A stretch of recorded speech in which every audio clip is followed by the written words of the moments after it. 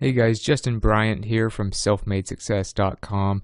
In this video, I'm going to show you my summary and some notes, lessons learned, things like that from the 4-Hour Workweek book.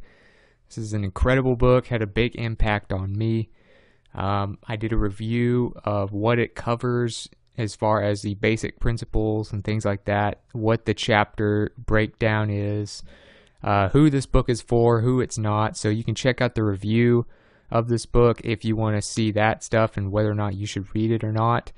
But I'm going to show you in this book, or in this video, just 10 lessons learned, 10 interesting strategies that Tim Ferriss, the author of this book, talks about in the 4-Hour Workweek. So the first thing is it's about productivity and not work. So are you being productive or are you being just busy? This is something that he tells us we should put a post-it note on our computer. We should have a reminder on our phone. We need to do whatever we can to constantly be asking ourselves if we're being productive or if we're just being busy, because there's a big difference. If you spend a lot of time organizing your desk instead of making that blog post or making that video or selling something to a customer, you may be working technically, but you're not being productive. You're not making money. You're not doing something that's going to earn you something that day. So as kind of a reminder, because if you read the 4-Hour Workweek, he talks about reminding yourself of this all the time and how it will make you so much more productive.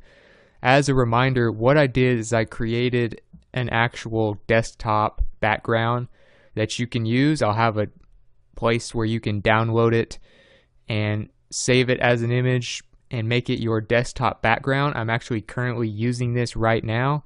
I just created it as a great reminder. I'm a big believer in quotes. I'm a big believer in just, short sentences that can remind you or make you think about something. And I believe this is one of the best ways to just keep that productive mindset on your work computer. So you can get this at selfmadesuccess.com. I'll have this available for you. You can just download it there, save it as an image, whatever you want to do. And if you set that as your desktop background, you won't have to put that post-it note on there or anything. It'll just be there when you start up your computer and you'll instantly get in that productive mode. But that's something you have to always be thinking about. That's a big theme in the 4-Hour Workweek. Number 2, you need to use the 80-20 rule. So this comes down to the Pareto principle, which basically states that 20% of what you do gets 80% of results. So a few examples of this, you'll notice if you read the Wikipedia page, you'll get to see some of the studies that Vilfredo Pareto, the founder of this principle, got this from. So he got it from, 80% of your sales come from 20% of clients. And pea pods, you can notice this picture of pea pods over here. He noticed that 20% of the pea pods in his garden contained 80% of the peas. So it's just another example. Also, for many events, roughly 80% of the effects come from 20% of the causes. That's just how basically things work. In many cases, it's even more extreme when you look at different things like wealth, even. If you look at, he noticed here, if you look in economics on this page, you notice that 80% of Italy's land was owned by 20% of the population. So just different things like that. And if you notice that this mathematically applies to just about everything, you can apply it to your business. And so you want to basically see what is something that needs to be improved in your life. For instance, this book is a lot about productivity and spending less time working while making more and enjoying your life. So what 20% of actions are you taking that make 80% of the money you make? Now, this is especially applicable if you have your own business. Now, if you have a job even, most of the time, employees are not working the entire 8 hours or 10 hours or however long they're at work. They're only working on specific things that make most of the money for the company. So you can even negotiate with your boss, and he shows you ways to do that to make yourself more productive, making the company more money, and negotiating a way to maybe work from home more or make your job more enjoyable. So find ways to apply the Pareto principle. Another thing he did is he got rid of 80% of the headaches that his clients were costing him when he was running Brain Quicken. And Brain Quicken was a supplement company, and a lot of these customers were always complaining about different things or were just giving him a hard time, and so he cut them off. He realized that 20% of his customers made 80% of his money, so he focused on people like that. There's a few ways that this can be misapplied, though, and that is covered in this lifehack.org article. And one of the things is, I'll have a link to this page for you so you can read the whole thing, but you'll notice that it never really adds up completely to 100%, and it's never the exact numbers. So you can't just assume that it'll be exactly 20% is causing exactly 80%. Sometimes it's 10% is causing 90.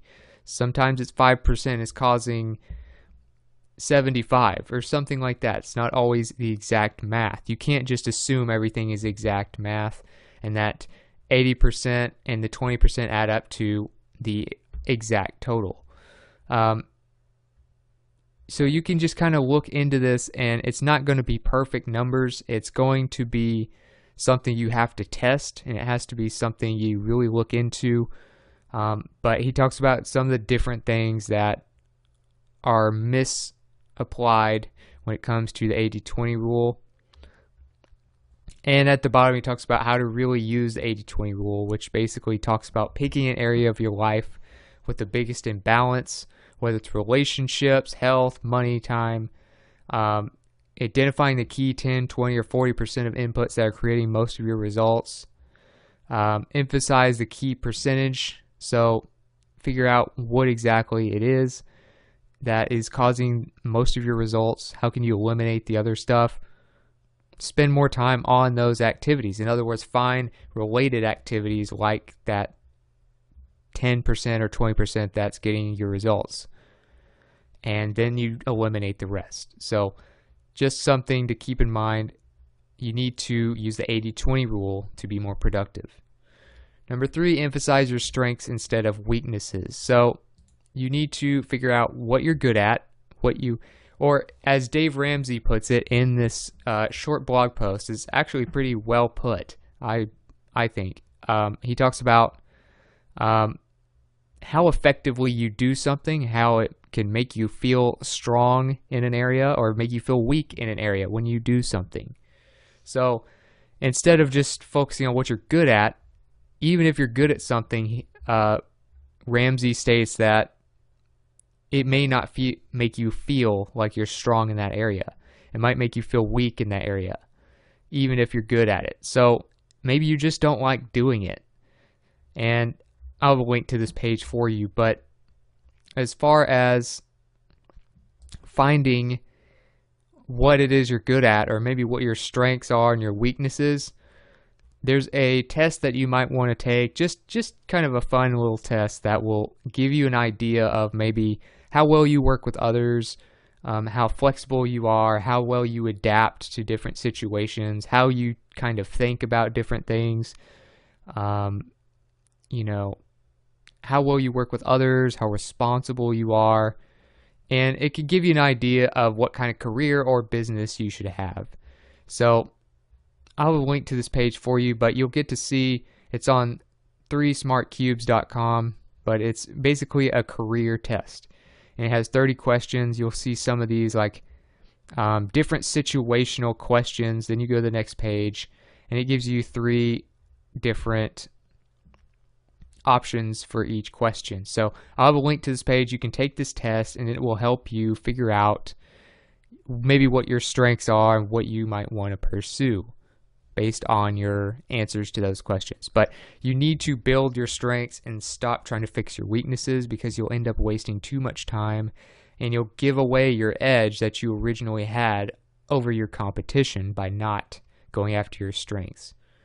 Number 4, in the 4-hour work week, he says to stop trying to compete with everyone at the same thing. So make your own niche and dominate it. Comes back to the big fish, small pond instead of small fish, big pond. Or you can just create your own pond. So what Tim Ferriss did, which is very interesting, is instead of doing like a start an online business or how to be more productive and just going after that, he basically kind of combined different things and then created a whole new name for it so that he could dominate it and he would be the authority in his own niche that he created. And then he went and got a few diehard fans to kind of spread the news about his brand. That's what he did with the 4-hour work week. So if you go to the Google Keyword Planner, for instance, you can put in like start an online business, for instance. You got high competition. Quite a few people are interested in this. You know, thousands of people search for it a month, but it's not something without competition. You would have to compete with, say, Entrepreneur.com, Business Insider, and some of these other ones. But what Tim Ferriss did is instead of going after that, he created a new niche where he combined health and he combined productivity and combined business. And he called it lifestyle design. If I could type, that would be great. Okay, so lifestyle design. Now you click get ideas and you'll notice what comes up. It's low competition. Average monthly searches is less, but look at the top keyword by relevance. The 4-hour work week. What else? Dreamline. Dreamline is something he goes over in the 4-hour work week. How to take your dreams and how to plan them out so they become real.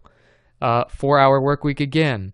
So if you go down here, you'll notice that basically he created an entire niche. And the 4-hour work week, his name Tim Ferriss, comes up all throughout the related keywords because he created his own niche. And it's actually fascinating in my opinion, but instead of trying to compete with all the people that have been around for years in a niche or in an industry, find ways that you can create your own, find a way to name it, talk about that. Like some have even kind of been spin-offs of the lifestyle design now. Like now we have Life Hack or Life Hacker and people like that, which is basically the same thing. But he is still basically the founder of this niche.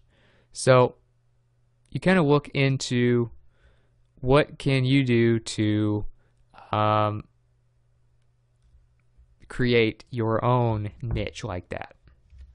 Number 5, he talks about how successful people try to improve income per hour, not total income. So obviously your total income matters, especially when you're paying bills. You got a house, you got a car, a family. But you shouldn't allow yourself to work more hours to improve your income. In other words, the whole point of the 4-hour work week, why it's called the 4-hour work week, is so you can work less per week and make more and be efficient about it. So if you got hit by a bus, this is kind of an example he would give you. If you got hit by a bus or something terrible happened, you had a heart attack, whatever, and you could only work 2 hours per week, what would you have to do? So think about that question. If something terrible happened and you could work 2 hours a week only, what would you have to do to run your business, to make the income you need, and figure out a way to do it? You had a gun to your head. There's no other way to get around it. You only have 2 hours per week. What would you do? So he goes and uses that example in the book. And you'll notice that that's one of the big things that he talks about. So work less, achieve more by working on your per hour business instead of just adding more hours to make more. Number 6, use a low information diet, focusing only on highest quality inputs. So another thing you want to do is you don't want to take in bad information. You don't want to take in a bunch of news all the time. This is something he talks about a lot. So I have an article here. I'm going to show you some of the ways that I have applied this to my life after reading this book and where I get inputs from. And I only have a few places that I really focus on. So one is books. Obviously, I've read The 4-Hour Workweek. I've read Think and Grow Rich. I've read Money Master the Game. I've read Psycho-Cybernetics, The Science of Getting Rich, The Power of Your Subconscious Mind, Rich Dad Poor Dad. All of these great books. And I put together a list of some of the best books that I think every entrepreneur should read.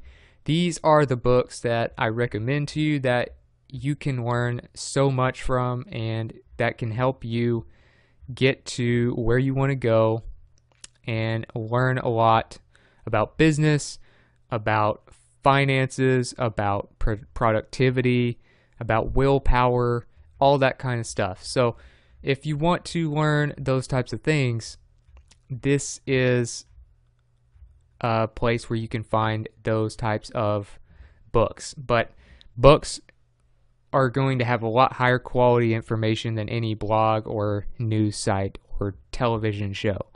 So those are the types of books I read. Podcast. I'm a big fan of the Tim Ferriss Show. Not because I just loved his book, and I did love his book, but because he has some of the most interesting guests on his show. Instead of just having, celebrities and stuff like that, he has chess champions, he has MMA fighters, he has actors like Arnold Schwarzenegger and Jamie Foxx, he has different scientists, he has people who are experts in training dogs. He has all kinds of people that are just good at what they do. Whatever they do, they're good at it, and they get on the Tim Ferriss Show, and he breaks down and asks them questions about why they're good at what they do and what their tips are and what tools they use and things like that. So the Tim Ferriss Show is a great podcast. Another great podcast is The Journal by Kevin Rose. That's a great one to listen to. He's actually one of the big friends, one of the best friends, I think, of Tim Ferriss, and you can check him out on SoundCloud. He's also on, iTunes and those other places, but his podcast is great. And another one, TED Talks. Those are YouTube videos. Now, you can also get like a TED Talks app and watch videos there. But TED Talks is a lot of experts in a lot of different areas that talk about very interesting subjects. So you have people who talk about artificial intelligence. They talk about coming up with ways to create clean water around the world. They come up with ways to do clean energy. They come up with ways to help relationships. They do life hacks. They do social problems, politics, science, all kinds of different things are talked about. And those are some of the sources of inputs that I focus on. Things like TED Talks, these top podcasts from very smart, interesting people that interview interesting people, and books. Those are some of the best places to get your information from. Don't focus too much on news. He talks about how your friends and family will always update you on the most important news when big things happen, but it's not your job to always be looking into constant information all the time. Number 7, your business shouldn't be as large as possible. But it should leave you alone as much as possible is the whole point. So the 4-hour work week, you want to work 4 hours per week or something like that. You don't want your business to be a public company that's worth billions of dollars with 1,000 employees and, stockholders and all this stuff. You would just have too much time that you would have to spend managing the company. But you can create an online business, for instance, like a muse, which is what he calls it. And it would allow you to basically collect passive income where you would only have to work check email and things like that a couple times a week or even a month, and that would be the extent of your management of your business. So that's what you want. You want to make things as easy as possible. You want to automate them. So few things that you can do. For instance, you can have automatic email responses. When you start being successful, you're going to have a lot of people emailing you. Even if you have employees, of course, you're going to have a lot of emails. So he has a page here on the Tim Ferriss blog, which is at tim.blog, and he has a few templates that will allow you to automatically deal with emails. And he talks about giving assistants, giving employees the freedom to, make different decisions on their own. If the cost is less than $500 or something like that, don't even consult him as the owner. He talks about how he only checks email, once a week or so, and this is what to do if there's an emergency. Otherwise, handle it yourself. So he has these automatic responses you can use. I'll have a link to that page for you. But also you can outsource and delegate. So we'll kind of get more into that. But you need to delegate anything you can with, say, a virtual assistant firm or other freelancers and people like that. Now, the thing about a virtual assistant firm like Brickwork India, that's one of the ones that he used and recommends in the book, The 4-Hour Workweek. The thing about a firm is if something happens or your virtual assistant gets sick or something, they have somebody who can back them up and take care of your work. Otherwise, if you just use somebody who's a lone worker, then if something happens to them, it can really hurt your business and you might have to just get back into doing the day-to-day grind or find someone else. So Upwork is a great place to find virtual assistants, or you can do a firm like Brickwork India. It's going to be cheaper if you use people overseas, but the language barrier is a thing, and you may not, whether you trust them or not is up to you, of course. Brickwork India has gotten a lot of experience, and they've had a big name for themselves as far as, through the 4-Hour Workweek and through some of these other things where they've gotten a lot of awards for their great service. But as far as outsourcing goes, you might want to get a firm and use virtual assistants. So if you want to kind of narrow down what needs to be outsourced or what you need to do, this chart was mentioned in the book, and it's called, it's not really called anything. The newlyrich.com kind of put together this list, which is great, but that website isn't around anymore. But what it does is it allows you to figure out what you should do, what kind of activities you should deal with, and what you should eliminate from your life. So one thing, will I enjoy this? If yes, do it, put it in the calendar, get it done, go enjoy it. If you won't enjoy that activity, does it generate income? If yes, then the next thing you need to do is figure out if you can outsource it. So if you can, you get assistance from your virtual assistants. Okay? And also, does it have an obligation? So if it's not income generating, if it doesn't entertain you or allow you to enjoy it, do you have an obligation? If yes, outsource it if possible. If not, just do it yourself. But if it doesn't bring you entertainment, if it doesn't generate income and there's no obligation to do it, you just eliminate it. So this chart, definitely helpful. I always recommend looking at this chart when you're trying to make a decision on what you should do. Number 9, take mini retirements instead of waiting until you're old. So another thing Tim Ferriss talks about is,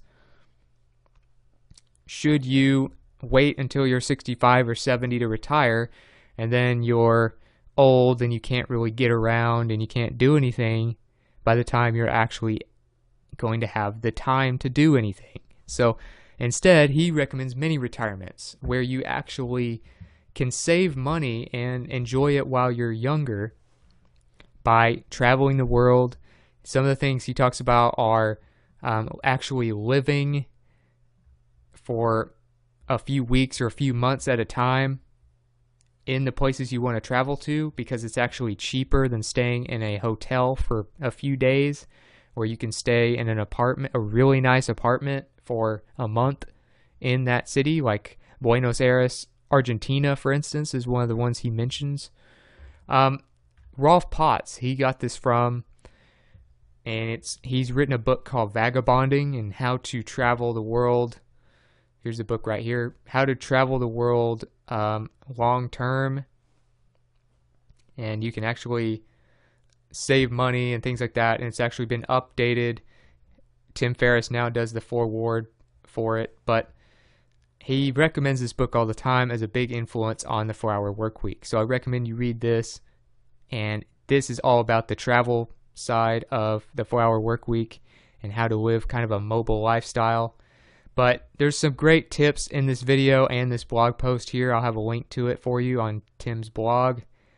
But Rolf Potts talks about how your time equals your wealth, how experiences make you happier than buying more products for yourself, and how travel can really be therapeutic and bring you a lot of joy, and how it's not as expensive as you may think it is. But the 4-Hour Workweek covers a lot of great tools, a lot of websites you can use to be more efficient with your travel and things like that.